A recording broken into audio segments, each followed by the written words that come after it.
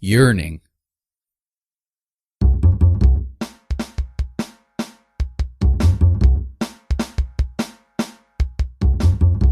When you woke up this morning, did you purposely say, I'm going to confine myself to a box? Or do you just avoid putting any conscious thought into today? When you're busy going at it, literally or figuratively, do you ever find yourself pausing for a moment to realize what's going on? Or are you just reacting?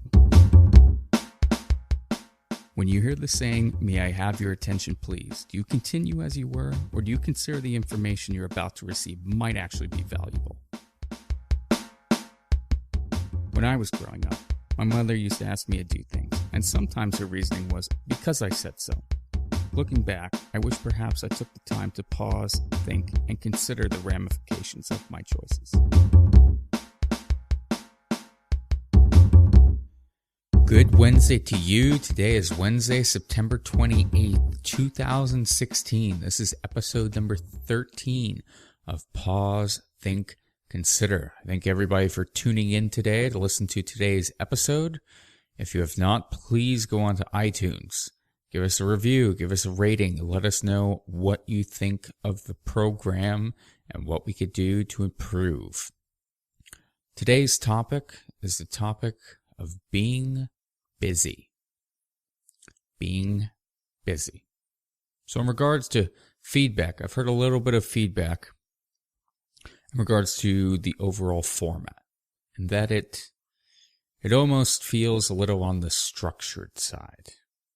Well, it's good, and there's flow to it, and here's some topics in terms of some things that I've noticed in this overarching theme, and here's a couple of articles that go along with it, and then a personal opinion and so forth.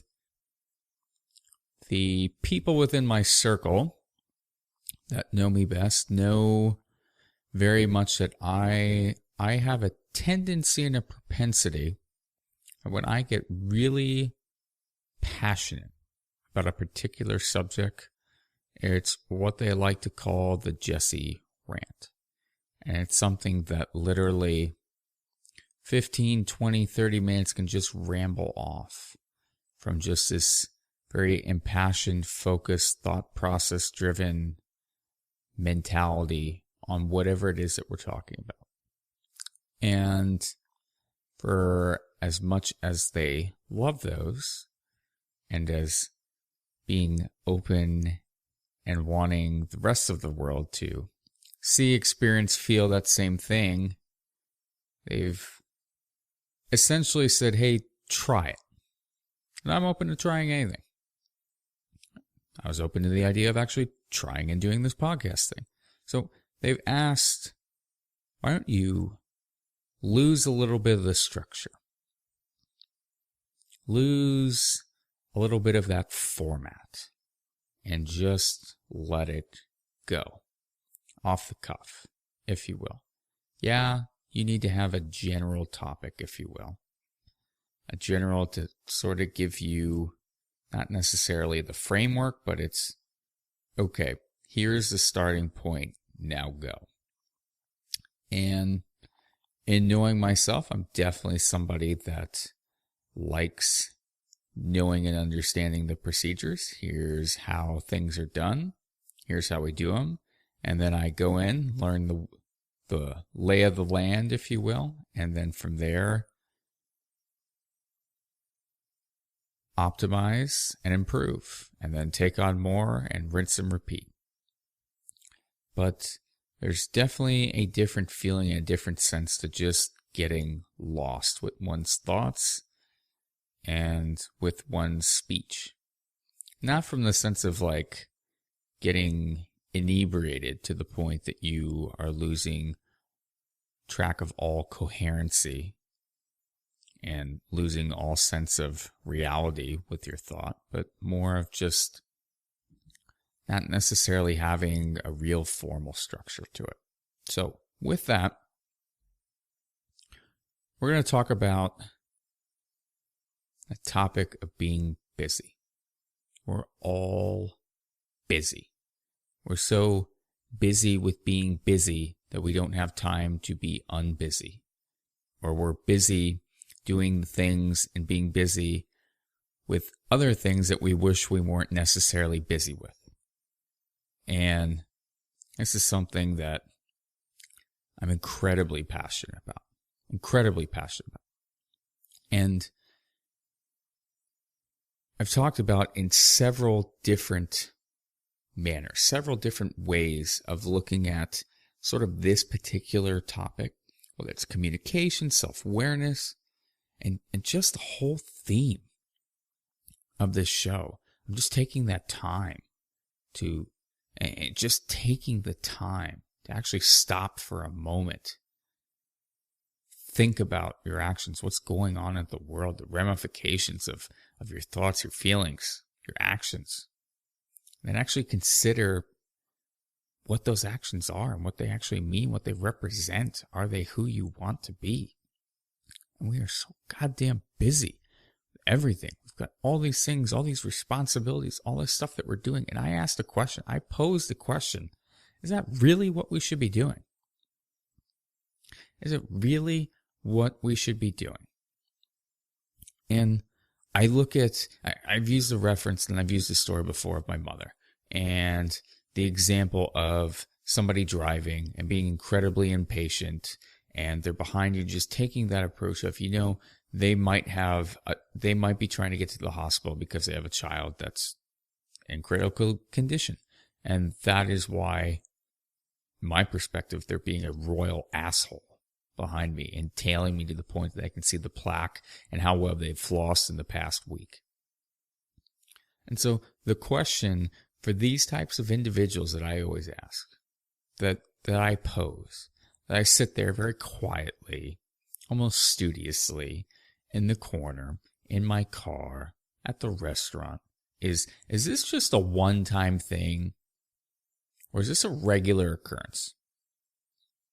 Is this a one-time thing, or is this a regular occurrence for you? And when that occurs and you're impatient to try and get to the next thing because you want to get to the next thing because you got to get to the next thing because you have these responsibilities, is that because you think that whatever the hell you've got going on is more important than everybody else's, or is it simply because you've done poor planning? That's what my thought process is. That's what I go through as I sit there and I watch the guy who's at Starbucks and he's tapping his toe, and you can just feel, and I sometimes even make eye contact with these individuals. And I'm like, here, please just go, get out of here. Go ahead of me, for God's sakes. You're driving me up a wall. You are so flipping impatient that it is driving me crazy. And I just need you to get on and get beyond me. And I think some people leverage this tactic to get exactly what they want when they want it. They put themselves in that advantageous position of just being awkward as hell, to the point it makes people uncomfortable, and it allows them to get to where they want to get to when they want to get there. And I go through a range of emotions with these types of individuals. There's part of me that wants to say, wait your frickin' turn. Did your mother not teach you any manners? Were you always just given everything that you've ever wanted in life? And so therefore you're so goddamn busy, you're in such a rush that you can't possibly wait. You have to get to the front of the line. You need to feel like you're superior than me because you got in because I drive a shitty piece of crap Toyota Corolla, or the best, the absolute best.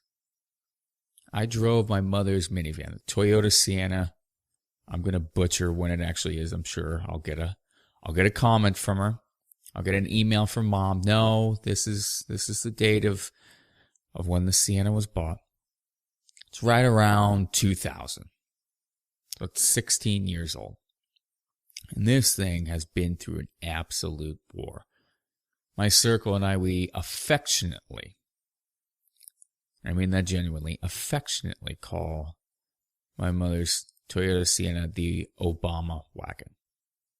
I don't know what she's going to do after this year. It's probably pretty fitting that they're getting rid of it. Mom's going to get the Prius from Dad, and Dad's upgrading.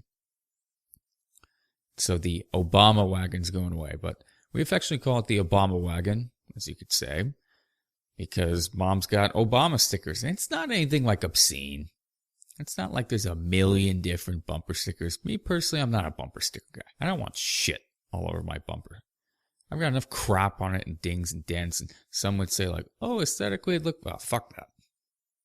No, I don't want anything on it. I don't want anything on my car. But Mom's got the Obama wagon.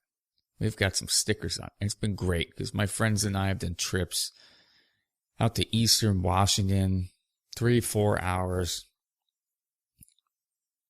Individuals which are just massive mammals. That's the best way to describe it. They're just massive mammals. And we'll take out the middle row of seats and we'll go. And it's almost like, they've got the midget, me, 5'8", 150 pounds, driving the Obama wagon down the road, bombing down the road. And then out steps these mammoth mammals. And it's always great. You pull up into the parking lot and everybody's got their gun rack. And they've got whatever their stickers are. But you can kind of envision. It's different than the hippie sort of Portlandia feel. Driving the minivan thing. Yeah, there's no minivans. It's your truck, your gun rack, and your spitter, and your brown bag of whatever you've got in the truck. I'm stereotyping here, but that's sort of the vibe of pulling into this parking lot with this thing. And everybody's looking.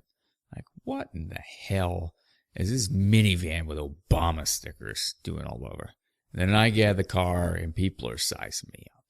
Like, oh yeah, look at this guy. And then out of the middle row of doors, step 6'8", 6'6", 6'3". Yep. Don't judge a book by its cover. Don't judge a book by its cover. But these individuals, when I was driving the Obama wagon, I used to drive, I thought I was almost like foolproof. In terms of I could drive it whenever, and as long as I was going roughly the speed limit, I never had any issues. When I started having issues with getting pulled over, and cops followed me, that's when I had the Corolla. I don't know that it really looks sporty or anything, but I almost feel like there's this perception of when you're in a minivan and you're driving the minivan down the road that it's just some deranged mother or father, and they've got to get to the store and they've got to get X, Y, and Z now. And that's why they're driving like an absolute maniac. But it was an interesting, almost sort of like a social experiment. And my mother would say I'm a aggressive driver. I would say I have my moments. And by moments, I mean the majority of the time, I am an aggressive driver. And then, when I feel like taking a back seat, I'll get in the right-hand lane. I'll put it on cruise control. I'll almost draft the semi in front of me just to slow things down a bit. Just to take a few moments to, I'm not in that big of a hurry. I got some things on my mind and I want to zone out. So I'm going to go 50 miles an hour in the 65 on the highway. And I'm just cruising. Going up to Seattle, instead of it taking most people 3, it's going to take me like 4.5, but I don't give a damn. But I'd be in the left-hand lane, and it did not matter what speed I was going. It literally, it did not mean what speed I was going. I would get passed on the right hand, and the bird, oh my goodness. If I got $1 for every time that I was given the bird in the Obama wagon, and maybe it's because people hated Obama. Maybe they're giving me the Mile High salute for 8 years of him. I don't know. I always thought it was because of my driving. And the first time I ever took it out and was driving the Obama wagon was learning right before I wound up getting my license. Sure. All right, I'm going 50 miles an hour in the 55 in the left-hand lane. Yeah, get your ass over. But it wouldn't matter.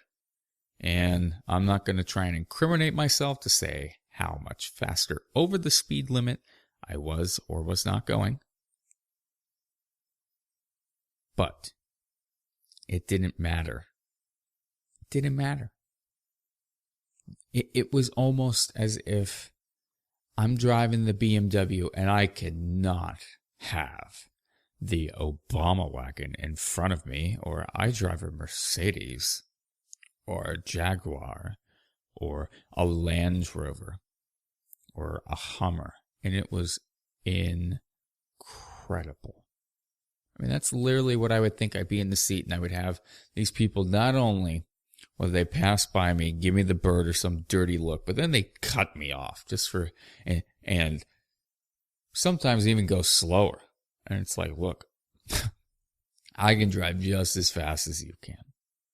I can. We don't need to get into a measuring contest, if you will. We don't need to see who's got the biggest cajones. I can do that. I can play that game. But that the whole idea that you drive this is stigma of you drive this, so therefore you need to be behind me. It goes with being busy. That whole the impatient act of individuals that they have to be in front of people. They have to. Just watching the fights and the bickering and the arguments.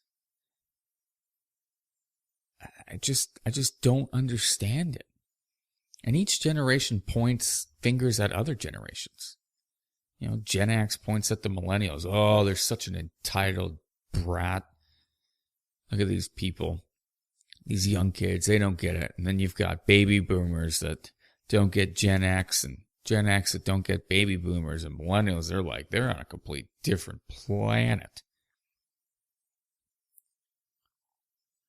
Everybody thinks that they're figuratively, maybe even literally, that their shit don't stink. And my father and I have had this discussion and talk about pretty frequently, not only growing up, but we still have this conversation today, and just how everybody's so busy worrying about themselves. They don't have the ability to take the blinders off, to use a horse racing analogy, to take the blinders off. They're so focused on their lane, they can't even take the time to stop and look around. And I think this goes with, I'll coin it the procrastinator lifestyle. Man, I used to love, whether it was in school or at work with jobs. Oh yeah, I'm a procrastinator. Almost like it's a badge of honor. Oh yeah, I've been doing this my whole life. Yeah, I'm successful at it. You are successful at it. You. That is the key word, you. So what about all of the other people that are affected by your procrastination? Did you ever take the moment to think about how it might actually affect other people by your procrastination? Did you ever think that, I don't know, perhaps that other people need more than a 15-minute notice before you're going to give the presentation and know what the decks are in order to collaborate with you and to make it a presentation? So that's why I posed the question, is it just a one-time thing? And I get it. We're all busy. We're all so stinking busy. We don't have enough time. As I've said in a previous episode, we're so busy we don't have enough time to wipe our own ass. But is it just a one-time thing, or is it a regular occurrence? I get it if it happens occasionally. Yeah, regular occurrence being the key. Regular. Happening frequently. Something that you can say like, oh yes, this happens on a X number of time basis. I have a specified frequency. Okay, maybe it's not consistent, that's every month, but it consistently happens in terms of once every 3 months, even once a year, regular occurrence. Thanksgiving happens once a year, regular occurrence. Or is it a very slightly one-time occasional? Okay, maybe it's happened a couple times. It's not a pattern. Once you can define it and you can put a pattern on it, well, maybe it's not, a pattern because it's happened like 5 times in this week, and then I didn't do it for like 2 months, and then it happened once, and okay. You're missing the point. But as a procrastinator, did you ever think like who else it actually affects? That by your being so busy? That's why group work was always so frustrating for me in school. Just baffled me. Like that we each, why would we not do our absolute best? Why would we not just do our absolute best? It's another frustration. Like, oh, I'm so busy I can only like half-ass this. Well, and I get it. There's other people out there. They've got different philosophies. The all or nothing, that's not the only way to look at things. It's how I particularly look at things. So if I'm going to do something half-assed because that's all the time I have, because I either waited till the last minute, I don't really give a damn about it, so it's not a priority for me. Like, why would you commit to it? Like, what do you actually accomplish? Oh, you're doing me a favor. You're doing me oh, gee, thanks. How about do me the favor and don't do it next time? Like, go be busy doing other things. I know you're so goddamn busy. Go be busy doing other things that you would prefer to be busy. Don't do me any favors. So, are we just busy to be busy? Do we just make work for ourselves because we want to feel important? I've had leadership. We'll just classify it as that. Leadership.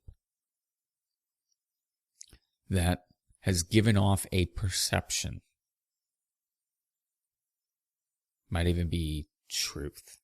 I'm not going to go to the point because it wasn't really communicated in terms of what they were necessarily doing and how they were doing it. Again, their leadership. I am the worker. It is not me to judge. Me to figure out how efficient you should or should not be. But I always get this sense from certain leaders in certain leadership positions within certain organizations that, what in the hell do you actually do? Like, what do you do? You're a leader, and I get it. Some leaders, they don't actually do any production work. They're not actually rolling up their sleeves out there. Their job is to manage individuals and ensure that they are in the best position they possibly can be to be successful. And then they have their own things that they're required to do.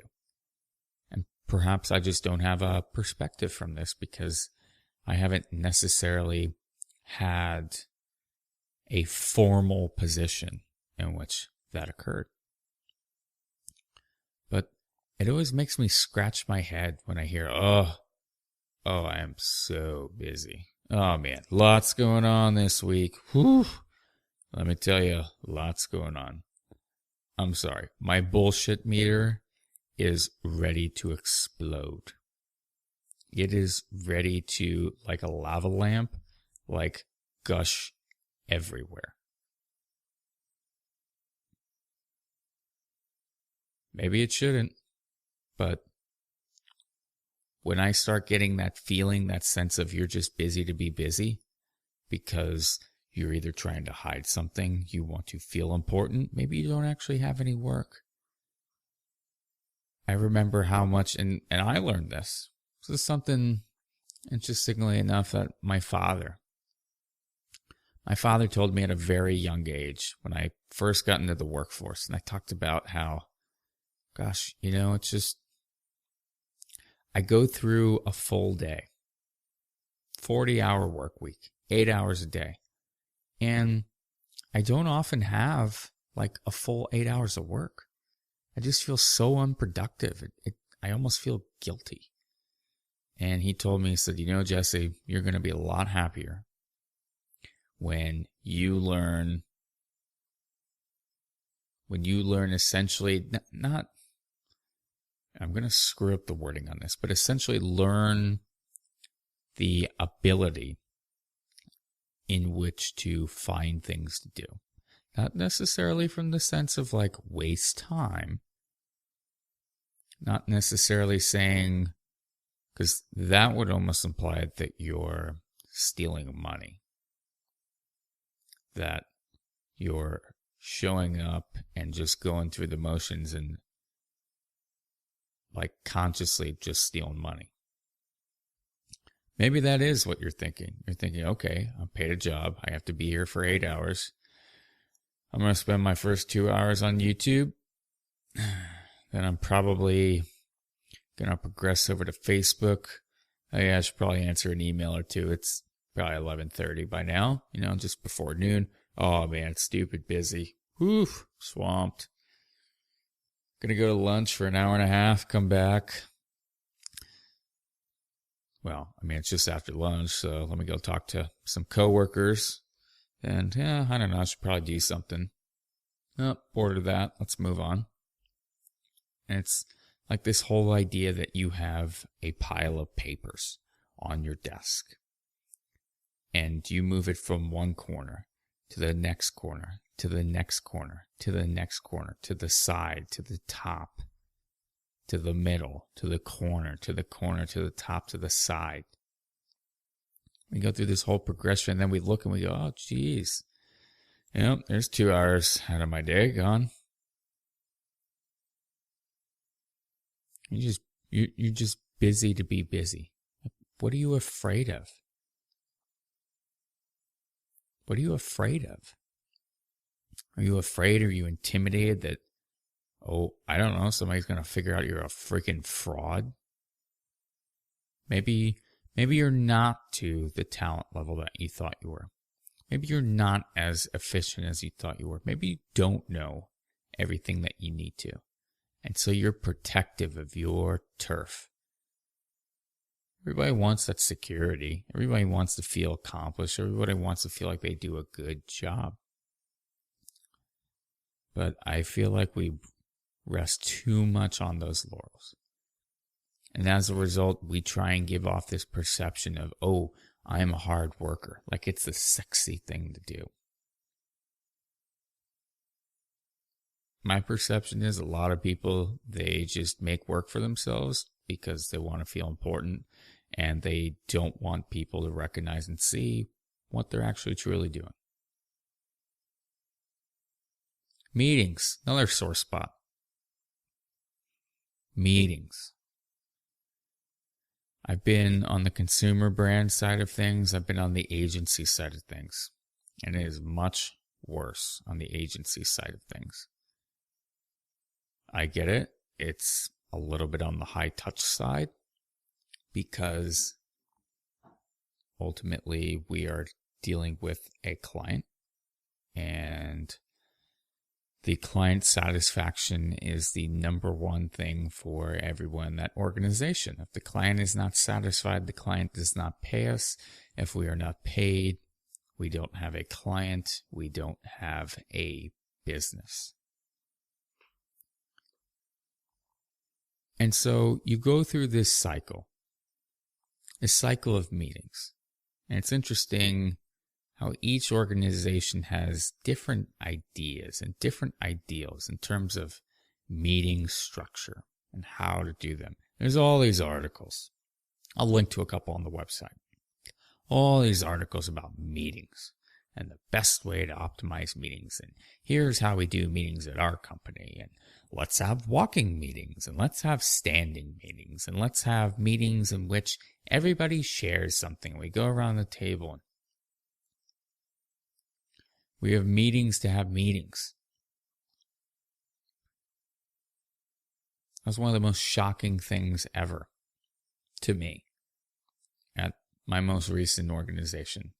We had a pre-meeting for the meeting because we had this meeting in order to talk about what we were going to talk about in the meeting. So we were all on the same page. Hey, what are we going to talk about? Well, here's what I'm going to talk about. Okay, cool. Could I have not done that in an email? Did I have to physically get up from my desk, lose all train of thought, come and sit in a room, dial in into corporate and the other offices and say, hey guys, here's what I'm going to say tomorrow. And then to actually sit there and listen and hear and say, oh yeah, this is really effective. This is an effective way. Oh, ever since we started these, we've been great. We have been great. Yeah, if we're so great, then why did they just cancel the contract? We were so efficient. Maybe instead of doing all those meetings, if we were actually working on the account, maybe we wouldn't have had those mistakes that we had that ultimately lost us the account. Maybe we would have been able to put in the time and the effort necessary that we don't actually have. That we're so busy. We're so busy having these meetings. So what do these meetings ultimately come down to? My personal opinion, it's micromanaging. We don't actually trust, we don't actually believe, we don't actually feel that the individuals within the positions that we have it can actually or are physically doing the job that they say they are. We don't trust them. You know what an efficient meeting is? And I started this at 3 companies prior now, 3 different organizations ago. We called it the daily dump. Yep, the daily dump. And it was great because we actually went and we found this little like mini toilet that we had on our whiteboard. And at the end of it, a different individual would go and they would flush it. So we were done. And these daily dumps, they were 15 minutes max. The goal was to do it in 5. And they were needed and they were necessary ultimately because we were a very collaborative group. My work affected my coworkers' work, which affected my other coworkers' work, which affected my manager's work, and we all were very collaborative. I needed to know what these 2 individuals were doing because if their pipeline was full, I had to work on something else, or I had to get something else from someone else. The whole notion of, hey, let's have these meetings so I know what you're working on, the majority of the time,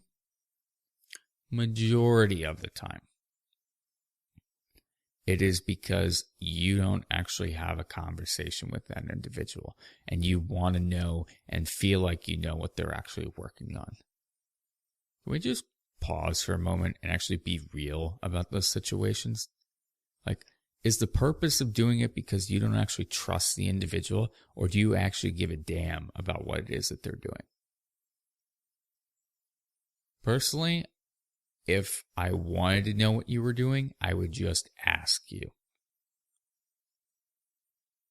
I would just ask you, unless, in the case of the daily dumps that we did, it was highly necessary because all of our work affected each other. It affected each other. And so it was 5 minutes of, here's what I'm working on today. Cool. And then we would write it on the whiteboard because you know what? Some people are forgetful. And it was 5 minutes. Sometimes it was a little bit longer. And then you know what we did, which was even better? The best part of the whole time is, what did you do last night? Or what did you do over the weekend? That was the majority. That's probably why it would go 15 minutes. Because really, what are you working on today? I'm working on X, Y, and Z. I'm making this podcast. I'm posting this thing on Instagram, doing this on Facebook, LinkedIn post, done. What did that take? That took maybe 5 seconds. Okay, great. What'd you do this weekend? And then we go to the next person. Oh, some commentary back and forth. Great, cool. Moving on. 5 minutes. 5 to 15 minutes. Efficient. There's no micromanaging in that. But if your jobs and your work doesn't affect each other, like whatever happened to just talking to people? We got to set up this formal weekly standing meeting. And now I've got to block out more time that now I can't actually work on work. And then you're pissed about my efficiency. Well, if you're so pissed about my efficiency, why don't we take the 8 meetings that I have during the week that completely kill all semblance of my momentum? Because then I do the meeting, then after that, I got to go take a piss, or I got to eat something, or maybe it's time for lunch. And it's just completely disheveled. Like, let me be inefficient. Don't make me any more inefficient than I already naturally am. We're not naturally efficient. The breaking up my momentum is making me even more inefficient than I already am, like exponentially so. And then the thing that goes hand in hand with those meetings. So inevitably you have a meeting and it's set for 30 minutes, an hour. I'll never forget this meeting that we had. It was a quarterly review. I was flown in from Portland. There was 2 of us that flew in. One that had to come a significant distance in. And then we all 4 individuals drove out to the actual office to present. And the meeting was, I think, scheduled for an hour to an hour and a half. I don't know the exact time. And it was an amazing meeting. I say amazing in the sense because when you have a particular client and everything is done via phone call, to have that face-to-face interaction with them, it's just so different. People are so different in person than via over the phone or even Skype or video chat. It's just different. It's different to have that person next to you. People don't like conflict. It's very easy in an email to write a very condescending, very pointed email versus to look somebody in the face across from you and essentially say the same thing. There's some individuals that can do it.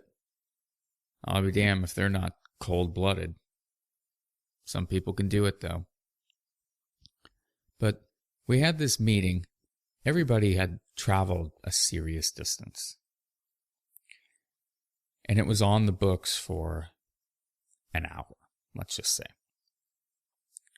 And the conversation was amazing. We're getting through this. We're having a lot of interaction. And it's a big deck to get through. And there's really 3 people that have to present out of the 4. Each one has a PowerPoint deck of probably 30 to 40 slides.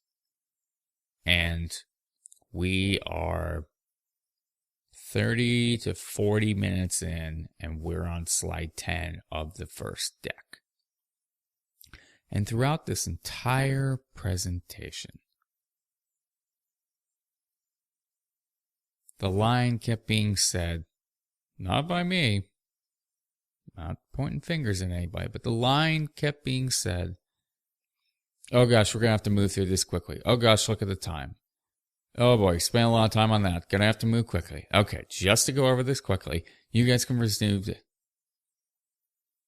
It was like nails on a chalkboard for me. Absolute nails on a chalkboard. Because I ask the question, when time escapes us, when it passes us by,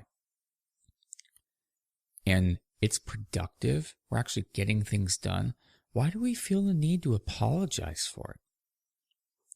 Why is it that we have to sit there and we have to apologize for the fact that, okay, we had an hour-long meeting, and we had 2 hours, 3 hours, maybe even material. I get it. Other people have things going on in their lives. We can't just take an entire day, perhaps, or maybe you should. Maybe you could. That's really the point I'm trying to make. If you have a day that is structured in a sense that you have all these different things to do, that you have to do, what are the absolute important things like you have to get done by the end of the day? Otherwise, not happening. It's going to be, if you're a non-procrastinator, that is. If you're a procrastinator, wait till everything. But even then, if you're waiting and holding everything till the last minute, you got plenty of time on your hands. Plenty of time on your hands. And so, therefore, it shouldn't really matter if all of a sudden, oops, there goes half a day.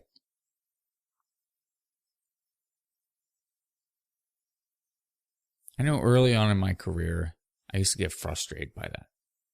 Because just knowing how I am, I can get so sucked in. Just, not overwhelmed. Overwhelmed's not the right word, but I'm just like head over heels involved in this task. And I want to figure it out. I'm going to figure it out. I'm enjoying the actual challenge of this. Sometimes it can piss me off, but I'm enjoying this. Like, I am going to get this, I'm going to solve it, and it's going to feel amazing. And then I get done, and I tell my boss all about it, or coworker, or whomever. And then I get criticized. Well, why didn't you do it this way? You know, you could have done that. I would have saved you like 3.5 hours, like stupid inefficient. I get it from the sense of, from a business practicality standpoint, but are we not able to take it outside of that box and look at the fact that, yes, this took me 3.5 hours to do, and I guess in an 8-hour day, maybe that's not really efficient, but if I learned it and now I own it and I know how to do it and I can replicate it, isn't that worth its weight in gold? That you didn't have to waste any time? And sure, okay, maybe you could have told, well, guess what? You've had the experience. I haven't had the experience. I know that about myself. I'm an experienced type of person. Jeannie and I have this conversation all the time about material items versus experiences. And I love, in giving gifts, I like giving experiences. I like going and doing things with people. Getting out there, going to a concert, going to a basketball game, going and just exploring a different city or a town. And yet, we apologize. Why? Why do we apologize?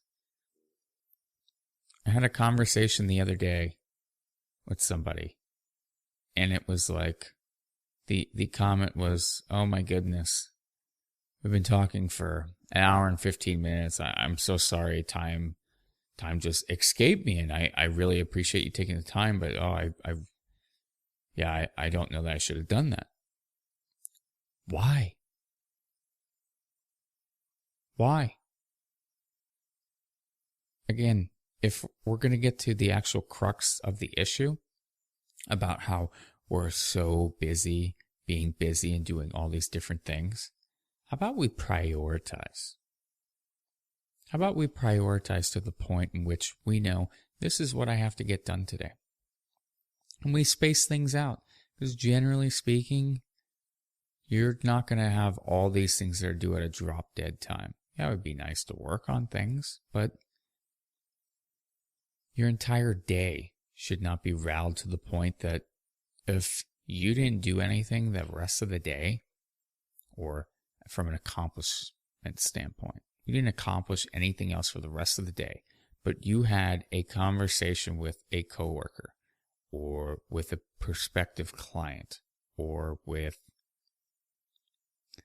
anyone about anything and it enriched your life, it enriched your business, it enriched your job, isn't that worth it? Is being busy doing all the other garbage that you could have or should have been doing, is that really what's most important? Like, where are your priorities at? Is it just servicing the man, if you will? Or are you servicing yourself? Servicing your family, your higher purpose? Why are we so goddamn busy just being busy instead of letting things happen? Yes, there's some things we absolutely have to do, and those things should be prioritized. Have them on the calendar. This is what I need to accomplish today. I have it. I have it every single day. These are the things I need to do. And the other things that don't happen? Damn, wish I had time to do it. Wish I actually did it. Well, what'd you do all day? I was out in the garden. What? You spent 9 hours in your garden? Like, what are you, crazy? No, that's what I did. But people can't fathom that. They can't understand that. They can't get beyond that. We have to have everything structured. Everything structured. And I'm saying I like structure. I like knowing the sandbox I get to play in. The rules and regulations, I can follow them. But then let me go live in the moment. Don't micromanage me to the point that I'm not able to. And I encourage you to do the same. So, what are you really doing with your time on a day in, day out basis? What are you really doing? Are you fulfilling that higher purpose? Are you simply going through the motions? Are you doing what it is that you should be? Not from the sense of this is what somebody tells you to do, but within yourself, within your heart, within your mind, that this is what I should be doing.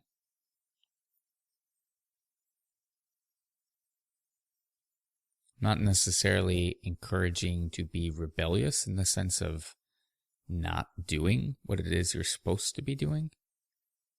It's more of an anarchist point of view. But rather, not to get so caught up in always being busy, just from the sense of being busy. I really pose the question to look at what you spend time on. What is it in a day in, day out basis that you spend time on? What out of that time do you actually enjoy that you wish you could do more of? What is it that you absolutely dread? What if that is absolutely 100% I have to do, and it's not everything? Oh, I absolutely have to go to... Nobody says you have to do anything. Nobody even says you have to have the job that you have. You get to make those choices. Oh, well, I've got a wife and I've got kids and you can figure it out. Anyone can figure it out. I'm not even talking about from a sacrificing standpoint. But stop being busy just to be busy. Stop putting up this facade of doing all this work to make yourself feel important. You can be important. Nobody's saying you aren't important. You aren't a leader, that you're a bad boss. But get rid of the smoke and mirrors. Just do what it is you need to and leverage those relationships. Leverage those human reactions that we're not able to have because we're so busy. And when time passes by and you lose track of it, for the love of God, please don't apologize for it. Please don't apologize for time just passing by and escaping you. and losing all sense of this is how long it was. Live in the moment.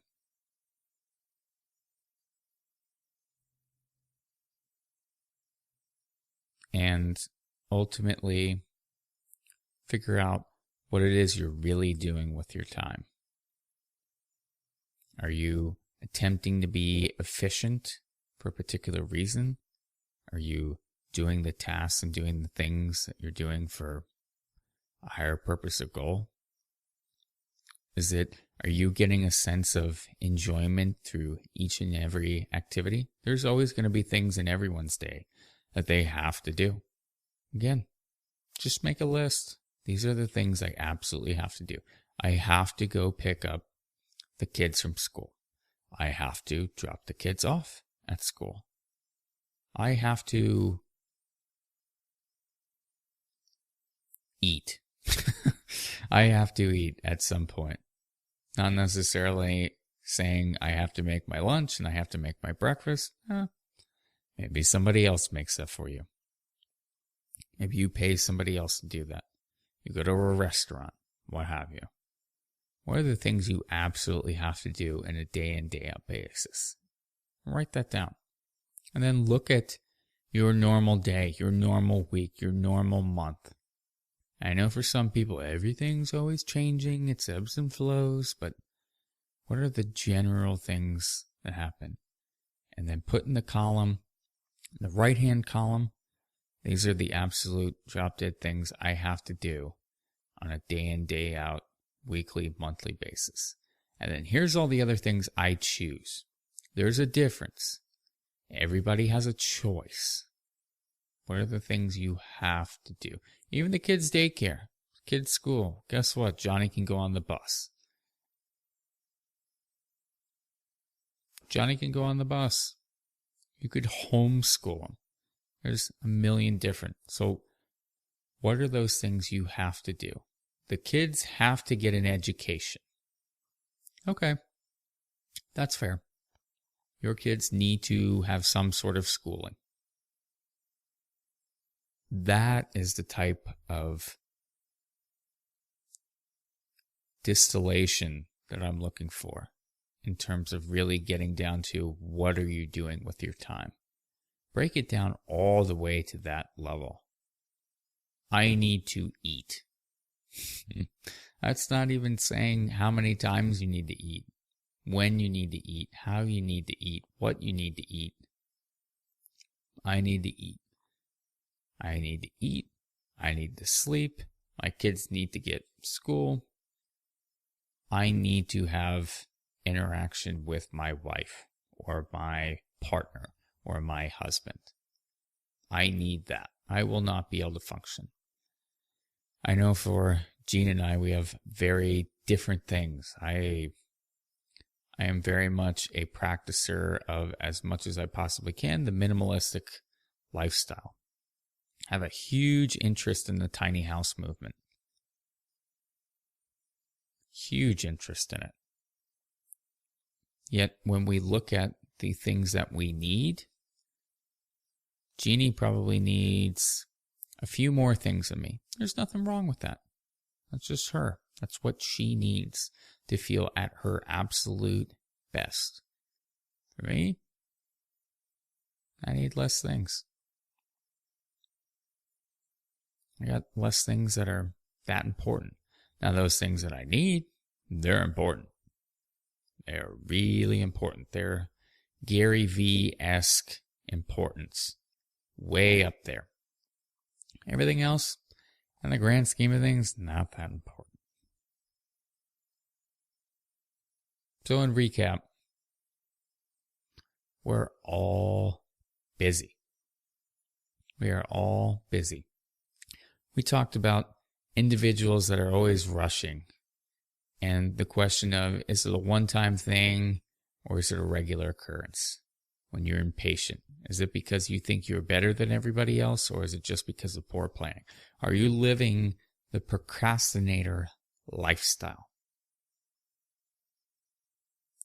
When we're busy, is it simply just to be busy? Or Is it making work for ourselves because we are trying to give off a certain impression? We want to feel important. We need to be important. We are important. We need people to perceive us as important. The idea of meetings. Finding ways to be efficient with the meetings. I gave the example of the daily dumps. 5 minutes, 5 people. Each person has a minute. Ready, go. Versus having meetings to prepare for the other meetings. Finding ways to take time away from just working. Stop micromanaging the situation and just work. And then with that comes when time escapes us. When we have a phone call that's designated for 30 minutes that goes for an hour 15. Oh my goodness, we apologize profusely. Oh, I can't believe that happened. I'm so sorry. We have to cut this. Let it go. Let it go. Don't micromanage. Don't structure the situation. Let it go. Structure things in a manner of breaking it down to what exactly do you have to on a daily basis. You absolutely drop dead have to get done in that day. It's going to be limited. It's not everything. It's not everything. And that will help us in terms of getting back to a sense of not just being busy to be busy. We'll be able to focus. We'll be more efficient. And there's a question why we can't live in the moment. Why is it everything has to be structured?